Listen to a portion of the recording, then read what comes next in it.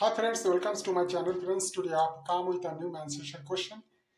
Friends, here we should have to find out the area of a smaller circle. So here the radius of bigger circle has been given 28 meter. So what will be the area of smaller circle?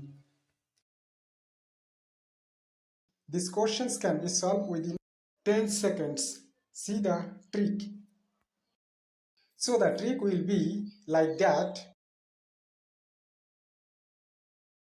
Pi, the radius of bigger circle square into by 1 by 4.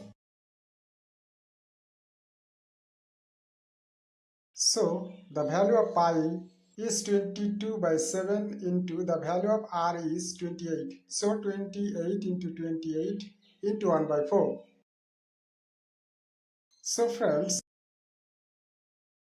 the answer will be 616 square meter. Thank you to watch this video. Please subscribe this channel.